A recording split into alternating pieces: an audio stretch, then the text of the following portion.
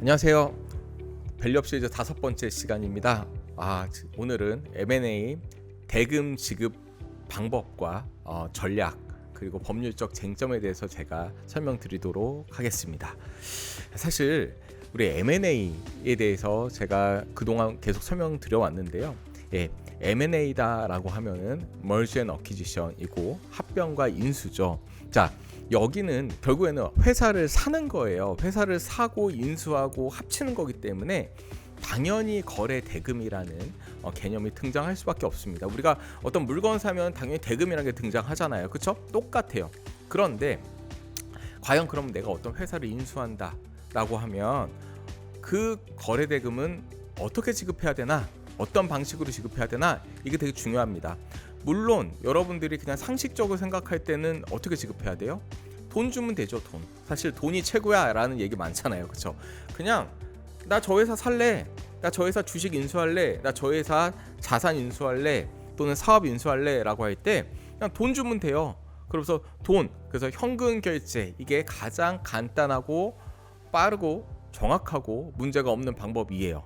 그렇죠? 근데 현금 결제할 때 어떤 게 문제일까요? 당연히 이거는 거래 구조가 단순하고 돈 주면 땡인데 매수인 입장에서, 즉 인수자 입장에서는 어때요? 재무적 부담이 커져요. 그렇죠? 아니, 내가 이 회사를 사는 이유는 사서 이 회사를 인수해서 우리 회사가 잘 되게끔 하려고 인수를 하는데 인수하는 과정에서 돈을 너무 많이 써버리면 어때요? 사실은 부작용이 커질 수 있습니다. 그렇기 때문에 사실은 현금 결제로 하는 경우가 일반적이고 가장 많지만 그 외의 수단들도 많아요. 그게 뭐냐? 첫 번째로는 주식 결제입니다. 또는 두 번째는 현물 결제. 물론 주식도 현물 중에 하나라고 볼 수 있어요. 어쨌든 주식으로 결제할 때도 있고, 또는 나 이거 부동산 주고 내가 이거 인수할게, 내가 특허권 주고 인수할게 등등 현물 결제를 하는 경우도 있다라고 보시면 됩니다. 자, 그러면 현금 결제와 주식 결제만 비교하면 어떤 게 다를까요? 자, 현금 결제는 사실은 나 이 회사 200억짜리니까 200억 주고 주식 살게 라고 하면 200억을 주면 돼요. 그런데 기본적으로 주식을 준다라는 거는 사실은 주식을 주고 나 이거 200억짜리 살게 라고 하면 과연 이 주식이 200억이 맞을까? 즉 200억짜리 주식을 주고 200억짜리 회사에 사는데 200억만큼의 주식이 맞는 거야? 라는 생각이 있을 수 있어요. 그쵸? 또는 야, 내가 이 부동산 200억짜리 부동산을 줄고 200억짜리 회사를 살게 라고 하면 요 부동산은 200억이 맞는 거야? 라는 이슈가 있을 수 있어요. 그래서 현금 결제, 현금으로 지급할 때는 보다 단순하고 쉬운데, 근데 주식이나 현물 결제할 때는 좀 더 좀 애매하고 어려운 문제들이 발생할 수 있어요. 자, 일단 먼저 첫 번째 제가 주식 교환부터 제가 말씀드릴게요. 자, 주식 교환을 먼저 말씀드리자면 주식 교환에 대해서 많은 분들이 저한테 이제 고객들이 오셔서 저 주식 수합하고 싶어요. 주식 수합해서 인수할래요 라고 말씀을 하시는데 정확히 여기서 말하는 주식 수합은 뭘까요? 자, 이런 겁니다. 어떤 인수하려는, 그러니까 인수 회사가 있고 피인수 회사, 인수를 당하는 회사가 있어요. 그러면 인수 회사와 피인수 회사가 있는데 어떻게 주식을 수합하냐 이런 겁니다. 피인수 회사는 구주, 즉 이미 발행되어 있는 주식들이 쫙 있고 요거를 누가 갖고 있어요? 주주들이 갖고 있는 거예요. 주주들이 요 구주를 갖고 있어요. 요 구주를, 피인수 회사의 구주를 인수 회사가 사는 겁니다. 어떻게 돼요? 인수 회사가 피인수 회사의 주주가 되죠. 100% 다 사면 100% 모회사가 되는 거예요. 그런데 요 주식을 이 주주들한테 뭔가 살 때 돈 주고 살 수도 있지만 그 대가를 지급할 때 주식을 줄 수도 있어요. 그러면 요 인수하는 이 회사는, 그러니까 인수하려는 회사는 구주를 쭉, 피인수 회사의 구주를 쭉 사면서 그 대가로 인수 회사의 신주를 발행해서 주는 거예요. 다 정리하면 이 주식 교환이라는 게 뭐냐? 일반적으로 인수되는 피인수 회사의 구주를 인수 회사가 쭉 사고 그 대가로 이 인수 회사의 신주를 나눠주는 건데 누구한테 나눠줘요? 피인수 회사의 주주들한테 나눠주는 겁니다. 왜냐? 요 구주를 매각한 당사자는 피인수 회사 자체가 아니라 피인수 회사의 주주기 때문이에요. 그러면 요 피인수회사의 주주들은 이제 뭐가 되는 거예요? 인수회사의 주주가 되는 거예요. 그리고 인수회사는 피인수회사의 뭐 100%를 다 샀다 그러면 100% 모자회사가 되는 거고요. 이게 바로 신주와 구주의 상호 교환, 즉 신주와 구주의 주식 수합을 통한 인수 방법입니다. 그러니까 이 구주를 쭉 인수하면서 대가로 신주를 준다라는 거예요. 자, 이거의 가장 좋은 예가 얼마 전에 여러분들 찾아보면 나오겠지만 리벨리온과 스퀴즈비츠라는 AI 스타트업을 인수한 M&A 건이었어요. 사실 제가 스퀴즈비츠를 자문해 갖고 요건을 진행을 했었는데, 자, 스퀴즈비츠의 구주를 리벨리온이 쭉 인수를 한 겁니다. 그리고 리벨리온이 스퀴즈비츠의 주주들한테 리벨리온의 신주를 준 거예요. 그래서 스퀴즈비츠의 창업자 등등 주주는 리벨리온의 주주가 됐고, 스퀴즈비츠는 리벨리온의 자회사가 됐고, 리벨리온은 스퀴즈비츠의 모회사가 되는 구조였습니다. 이해 가세요? 자, 이런 식의 주식 교환이 이루어진다라는 거예요. 그리고 그 외에도 야, 내가 뭐 부동산을 대가로 줄게, 뭐 특허권을 대가로 줄게, 다른 그 외에 뭔가 현물을 대가로 줄게라는 현물 출자도 있어요. 그런 부분도 있습니다. 자, 현물 출자 또는 현물로서 대가를 지급하는 경우도 있어요.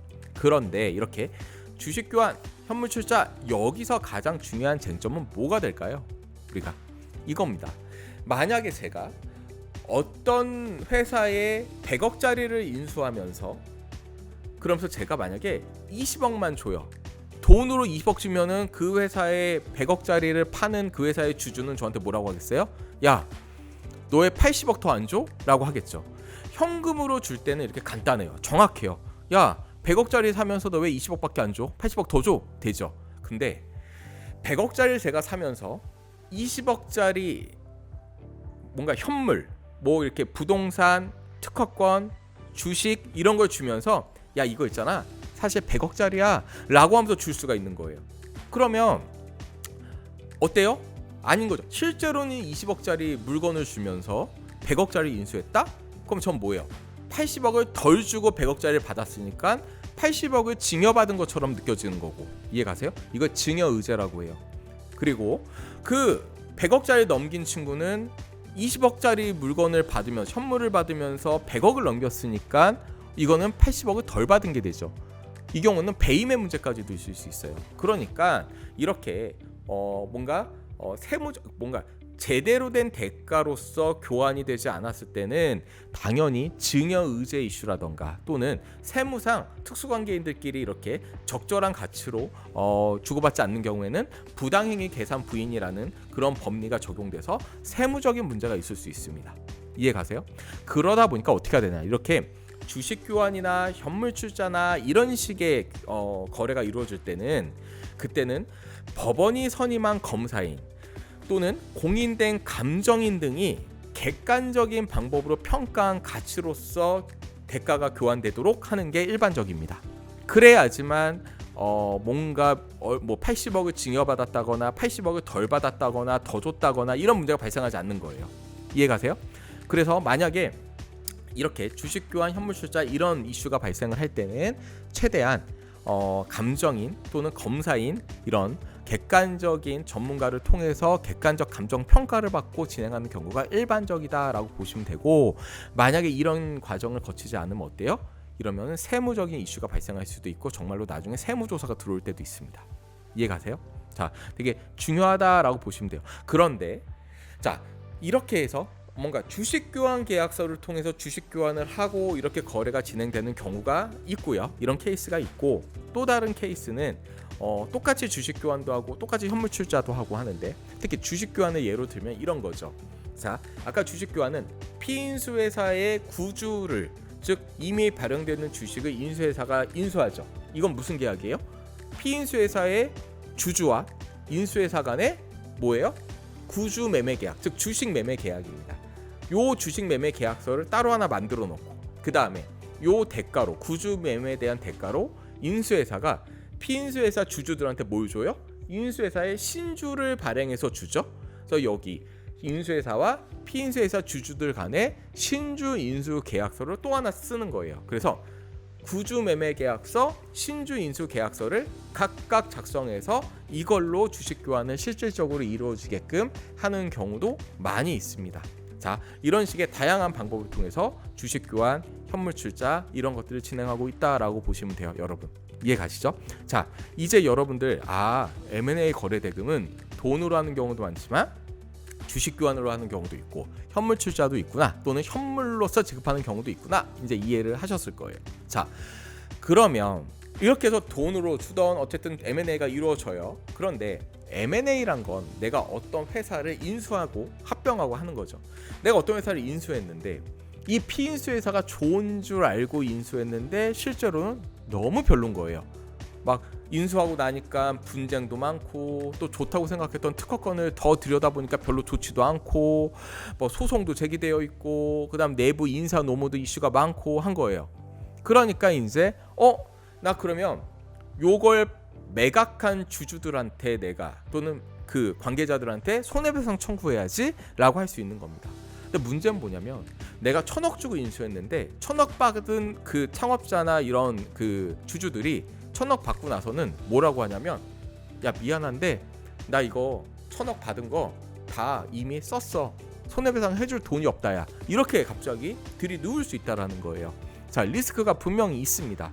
리스크가 분명히 있으니까 어떻게 하는 거냐, 그래서 이 돈을 은행 같은 에스크로 대리인한테 돈을 맡겨놓는 거예요. 무슨 말이냐면, 야 이게 1,000억짜리인데 이 중에서 200억은 매도인 너가 다 가져가지 마, 일단 이거를 우리 은행한테 맡겨놓자 라는 식으로 에스크로를 딱 걸어놓는 겁니다.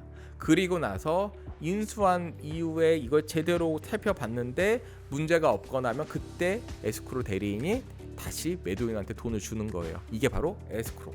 자, 홀드백이란 게 있어요. 홀드백은 뭐냐, 이렇게 에스크로 대리인처럼 이렇게 제3자가 보관하고 있거나, 또는 매수인, 즉 뭐냐면은 매수인이 아직 지급하지 않고 내가 갖고 있는 거예요. 이런 식으로 일단 돈을 뭔가 객관적인 이렇게 잘 보존하고 있는 데다 갖다 놓는 겁니다. 그러고 있다가 야 이거 보니까 인수하고 나니까 손해배상이 20억이 발생했어, 또는 야 비용이 예상 못한 비용이 10억이 있어 라던가, 야 이거 뭔가 위약벌 위약금도 있어, 또는 비용이 뭐 또 발생했어, 이런 게 발생하면 이렇게 하는 거예요. 매도인한테 야 너도 인정하지? 이거 해서 총 30억 정도가 뭔가 문제가 있어서 이거는 공제해야 돼 라는 겁니다. 그러면 이 홀드백, 홀드해 놓은 이 대금에서 손해배상이건 위약벌이건 비용이건 뭐건 요거를 30억을 공제하고 나머지 대금을 돌려주는 거, 나머지 대금을 매도인한테 주는 거, 이걸 갖다가 뭐라 그래요? 홀드백이라고 합니다. 홀드에다가 다시 백하는 거예요. 이해 가세요? 자, 그래서 에스크로 방식으로 돈을 묶어놓거나, 또는 묶어놓은 거를 갖다가 홀드해 놨다가 여기서 여러 가지 비용이나 손해배상 대금 같은 걸 공제하고 일정 기간 동안 지켜보는 거예요. 그리고 나서 그걸 다시 돌려주는 거, 이게 바로 홀드백. 이런 식의 조항들이 우리 M&A 계약서에는 많이 들어가 있습니다. 사실 매수인 입장에서 얼마나 조마조마하겠어요. 막 몇백억, 몇천억짜리 회사를 내가 사는데 하자가 많으면 어떡하지? 근데 내가 매각 대금을 다 주고 나면 그럼 나 어떡하지? 매각 대금 주고 났는데 나중에 여기서 들이 누워서 나 손해배상 못하겠어 라고 하면 큰일 나잖아요. 그러니까 에스크로나 홀드백 같은 개념이 등장하고 계약서에 들어가는 겁니다. 이해 가시죠? 이번에는 언아웃 방식에 대해서 제가 말씀을 드릴게요. 자, 지금까지는 그러면은 거래 대금은 어떻게 한다? 현금으로 준다, 신주로, 주식으로 준다, 물건으로 준다, 이렇게 되어 있죠. 이번에는 돈은 그러면 한꺼번에 다 주냐? 아니다. 에스크로하거나 홀드백 할 수 있다. 요번엔 뭐냐면, 그럼 내가 어떤 매도인, 어떤 회사의 창업자를 포함해서 주주들한테 야 내가 이 회사 내가 다 살게 라고 하는 거예요. 100%를 살 수도 있고 70%를 살 수도 있고 60%를 살 수도 있지만 주식 중에 예컨대 100이라고 하면 이렇게 하는 겁니다. 야 내가 요번에는 70%의 지분만 돈 주고 살게, 한 주당 10만 원이야 라고 하는 거예요. 그리고 나머지 30%는 예를 들어 2년 후에 내가 그때 가서 살 거야. 근데 그때 가격은 지금 한 주당 뭐 10만 원, 20만 원, 지금 만약에 10만 원이라고 하면 10만 원이 아니야. 그때 가면 여러 가지 조건에 따라서 변동이 될 거고 그 변동된 가격으로 내가 30%살 거야 라고 하는 거예요. 그럼 그때 변동되는 기준이 뭐냐? 바로 평가 지표 마일스톤인데 그게 재무적 지표도 있고 비재무적 지표도 있어요. 예컨대 재무적 지표다라고 하면 이거는 여러 가지가 있을 수 있는데 에비타라고 하는 세전 영업 이익이 기준이 될 수도 있고 또 매출액이라는 게 기준이 될 수도 있고 당기 순이익이라는 게 기준이 될 수도 있고 다양한 기준이 돼서 재무적 지표가 있을 수도 있고요. 또는 비재무적 지표도 있을 수 있어요. 예컨대 너 인가받으면 내가 한 주당 지금은 10만 원이지만 2년 후까지 너가 인가받으면 한 주당 15만 원의 주식 살게.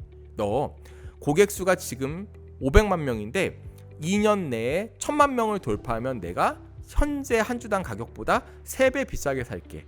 라던가 제약회사의 경우에는 야, 너 3년 내에 만약에 이상을 승인받으면 그럼 내가 10배 비싸게 산다.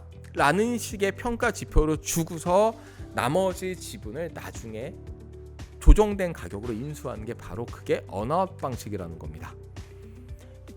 재무적 지표로 했던 것 중에 제가 한 딜이 하나 있었는데 M&A 딜. 그 중에 뭐가 있냐면 여기 조항 예시 산식을 보면 회사의 가치를 2년 후에 산정을 할 때 이렇게 하는 거예요. 야, 에비타 즉 세전 영업이익이 있고 여기에 너희 업계에 일반적으로 적용되는 배수가 있는데 니네 업계는 10배야. 예를 들어서 그럼 에비타 곱하기 10배에다가 순차익금을 즉 돈 빌린 순차익금을 뺀 걸 계산하면 이게 니네 회사의 가치고 너가 만약에 30% 지분이 남아 있으면 거기다가 0.3을 곱한 게 네 30% 지분의 매각 대금이야 라고 그런 딜이 하나 있었습니다. 이게 바로 언어업 방식이에요. 이해 가시죠? 즉 에비타의 그러니까 재무적 지표인 거죠. 에비타의 적용 배수를 곱해서 순차익금을 뺀 게 니네 회사 가치고 여기에 네 지분을 곱한 게 네 남은 지분에 대한 가격이다라고 하는 그런 예시 딜이 하나 있었어요. 비재무적 지표 관련해서는 제가 아까 설명드렸죠. 너 임상 이상 통과하면 한 주당 얼마에 살게? 이게 가능하다는 얘기예요. 이해 가세요? 자, 언어업 방식을 하면 장점이 많습니다. 여러분들이 만약에 물론 다 착하고 다 이렇게 아주 선한 마음을 갖고 계시겠지만 내가 열심히 경영을 해서 회사가 1000억에 팔렸고 제가 제 지분 30%를 남겨놓고 제 지분을 다 팔았는데 제가 그 대가로 받은 돈이 600억 정도예요. 그리고 남은 30%가 있어요. 그러면 600억이 있잖아요. 600억. 그럼 제가 600억 부자가 됐어요. 세금을 떼도 거의 뭐 한 400 몇십억짜리 돈이 있어요. 여러분들 그러면은 그 400 몇십억 부자가 됐는데 그 회사 경영을 예전만큼 열심히 하실 거예요? 열심히 하시겠죠. 물론 대부분 선한 마음을 갖고 있으니까. 그러나 사람 마음이 안 그럴 수 있어요. 이제 일단 내가 부자가 되고 나면 그렇게까지 열심히 안 할 수도 있습니다. 그러다 보니까 이 언어합 방식의 장점이 뭐냐? 30% 지분에 대해서 어떻게 할 수 있다? 투자자가 유인책을 주는 거예요. 야, 너 지금도 부자 되긴 했지만 더 열심히 하면 그래서 뭔가 목표를 달성하면 너 이 30% 자체가 1000억이 될 수도 있다? 라는 식의 유인을 제시하는 겁니다. 이게 언어합 방식이에요. 이해 가시죠? 이런 방식을 통해 갖고 여러분들이 뭔가 이 창업자나 이 경영자 또는 대표가 매각 후에도 더욱더 경영을 열심히 하도록 유인할 수 있는 방법, 이게 바로 언어합 방식이고 또 요 마일스톤을 달성하면 그만큼 이 주식의 가치가 높아지기 때문에 굉장히 합리적 방식 중에 하나다라고 보시면 돼요. 근데 무조건 장점만 있나? 라고 하면 아닙니다. 단점도 있어요. 무슨 단점이 있을까요? 만약에 제가 어떤 제약회사를 인수하면서 그 대표님한테 대표님 3년 내에 임상 이상 승인 받으시면요 제가 현재 주식 가치보다 10배 비싼 가치로 사드릴게요 라고 했어요. 그럼 그 대표님이 어떻게 할 가능성이 있을까요? 임상만 받으려고 노력할 수 있어요. 회사를 경영하려면 재무도 잘해야 되고 인사 노무 관리도 잘해야 되고 연구개발도 잘해야 되고 그 외에 용역계약도 잘해야 되고 정보 과제도 잘해야 되고 다 잘해야 되잖아요. 투자도 잘 받아야 되고 그쵸? 근데 제가 됐고요. 임상만 이상 통과시키면 승인 받으시면요 제가 대표님 30% 지분 10배 비싸게 삽니다 라고 계약서에 써놓으니까 이 대표님이 어떻게 할 수 있다? 다른 거 다 팽겨치고 임상만 받을 수 있어요. 그럼 이 회사가 다른 게 다 망가지고 임상만 받는 거예요. 그럴 수 있겠죠. 그러니까 사실 언어학 방식을 도입할 때는 사실 이런 마일스톤을 얼마나 적절하게 잘 도입하냐도 중요하지만 다른 부분들에 대해서도 적절하게 경영을 계속해서 지속할 수 있도록 노력해야 하는 그런 조항들을 좀 포함을 하는 게 좋다라는 겁니다. 이해하세요? 자, 언어학 방식 이해하셨죠? 자, 여기까지가 이제 언어학 방식이에요. 그러면 지금까지는 우리가 어떤 회사를 인수하고 할 때 대가를 어떻게 지급하냐, 그 다음에 뭘로 지급하냐, 그게 현금, 주식, 현물, 그리고 나서 한꺼번에 지급하냐, 묶어놓냐, 그게 에스크로, 홀드백. 그 다음에 언어학 방식, 그럼 돈을 갖다가 한 번에 다 사서 다 지급했다가 경영자, 창업자가 갑자기 열심히 안 하면 어떡하지? 또는 경영을 할 때 창업자 입장에서도 나 지금 파는 것보다는 1, 2년 후에 3, 4년 후에 더 비싸게 남은 지분을 팔고 싶은데요 라고 할 때 어떻게 하냐? 바로 언어학 방식을 도입한다라는 거예요. 지금부터는 뭘 할 거냐면 요 회사를 인수해서 대금을 지급할 때 그때 그냥 내가 갖고 있는 돈을 지급하면 너무 좋지만 내가 사실 돈이 좀 부족해요. 그럴 때 어떻게 하냐? 바로 차임 매수, 즉 돈을 빌려다가 회사를 사는 거, 이걸 LBO라고 합니다. Leveraged Buyout이라고 해요. LBO 많이 들어보셨을 거예요. LBO 가장 이슈되고 있었던 게 뭘까요? 최근에 바로 홈플러스입니다. 홈플러스의 가치를 보통 저번에 그 사모펀드가 홈플러스를 갖다가 인수할 때 그때 당시 가치가 7조에서 8조 사이였다고 해요. 한 7.6조인가? 뭐 하여튼 그 정도였다고 해요. 그때 사모펀드가 거기를 인수하면서 그 돈이 다 없기 때문에 어쩔 수 없이 차익 매수를 하는 겁니다. 근데 여러 가지 루트와 방법을 다 동원해서 차익 매수를 해요. 그때 약 5조 정도의 차입을 해서 차익 매수를 해서 인수를 했다고 해요. 자, 이랬을 때 장점, 단점이 있는데 장점, 일단은 돈이 부족할 때 M&A 딜이 하나가 딱 이루어질 수 있다는 게 장점이 있어요. 단점, 그럼 내가 돈 빌려서 이 회사를 인수하면 어때요? 저는 이 회사를 막 경영하면서 돈을 벌면 당연히 이 돈을 어떻게 해서든 내가 빼와갖고 내가 인수할 때 빌렸던 그 대여자한테 돈을 갚고 싶을 거잖아요. 그럼 당연히 요 인수된 이 피인수 회사는 자기가 돈을 열심히 벌었는데 그거를 주주가, 인수인이 빼서 돈을 갚으니까 경영이 부실화될 수도 있겠죠. 이해 가세요? 그런 문제가 있을 수도 있다는 거예요. 그랬을 때 우리가 LBO의 유형에 따라서 조금씩 다른데요. LBO 유형은 담보 제공형, 그 다음에 합병형, 그 다음에 분배형, 이런 식으로 나눕니다.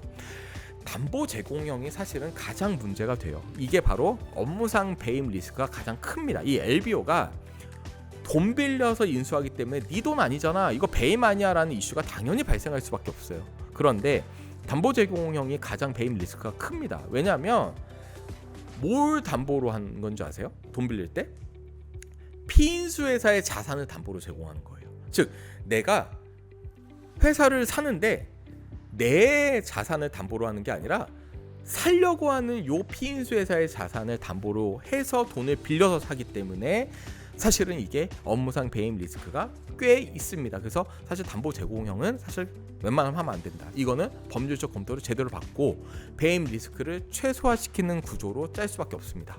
이해 가세요?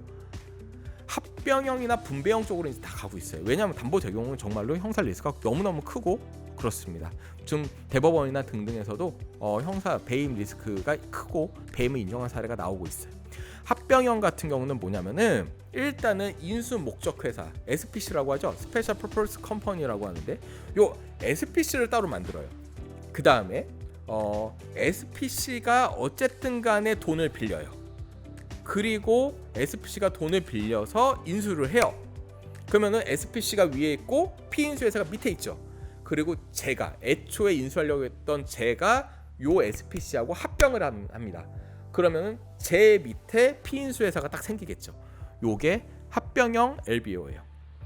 이해 가세요? 그런데 요 SPC가 돈을 빌려서 피인수 회사를 인수하고 저랑 SPC가 합병하는 과정에서 사실은 채권자 보호 절차, 돈을 빌렸으니까 여기서의 채권자 보호 절차나 또는 합병 비율이나 이게 문제가 있거나 불공정한 경우가 간혹 있습니다. 그래서 이런 리스크를 꼭 검토를 하셔야 된다는 얘기예요.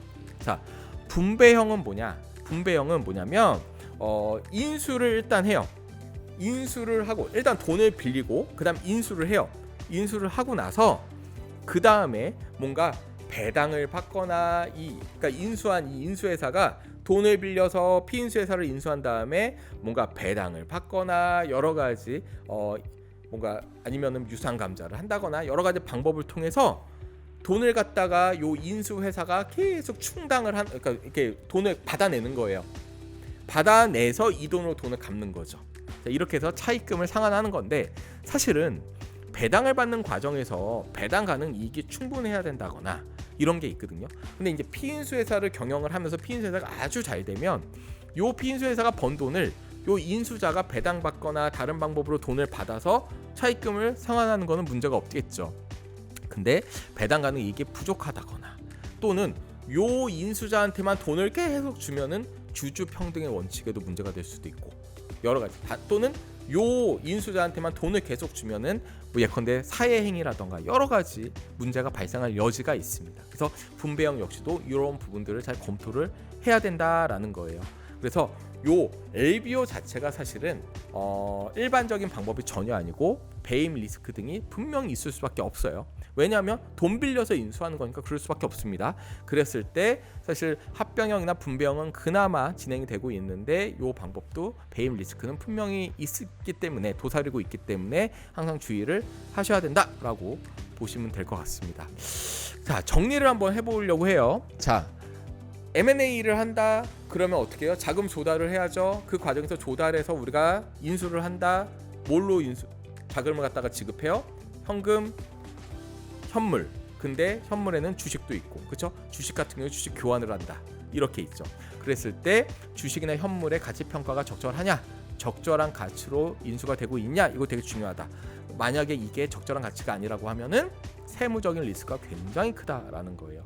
그리고 합병하고 인수하는 과정에서 에스크로나 또는 홀드백 같은 거 고민하셔야 되고, 그 다음에 언어합 방식도 적절하게 사용하시면 너무 좋습니다. 인수했더니 피인수회사의 경영진들이 기존 경영진들이 제대로 경영 안 하는 거 이런 거를 막을 수도 있고, 그렇죠? 그렇습니다. 그 다음에 LBO, 내가 돈이 없지만 인수하고 싶어 그럼 LBO를 많이 고민하시지만 이것 자체로 배임 리스크가 있으니 이 세 가지 방법에 대해서 좀 특히 담보 제공을 피하셔야 되고 합병형, 분배형을 아주 전략적으로 설계하셔야 된다라는 겁니다. 이해 가시죠? 자, 그리고 나서 M&A를 진행하시는 과정에 절차들이 쭉 있고, 제가 지난 4회 때 강의에서 제가 해드렸는데 합병 절차나 인수 절차에서 각각의 이사회 승인, 주총 승인, 채권자 보호 절차 등등을 거치면서 요 자금 조달의 이슈가 문제되지 않도록 최대한 방어해야 된다라는 겁니다. 자, 이게 M&A의 거래 대금을 어떻게 하면 조달해서 어떻게 지급하고 어떤 방식으로 지급하면서 최대한 매수인 리스크와 매도인 리스크를 서로 다 낮출 수 있는지, 이걸 갖다가 오늘 제가 말씀을 드렸습니다, 여러분. 예, 오늘 강의는 여기까지 하려고 하고요. 한번 오늘 강의도 다시 한번 또 들어보시면 또 다르게 받아들여지는 게 있고, 또 강의 자료를 한번 잘 보시면 또 더 세세하게 제가 정리해 놨으니까 한번 잘 살펴보시면 좋을 것 같습니다. 네, 감사드립니다.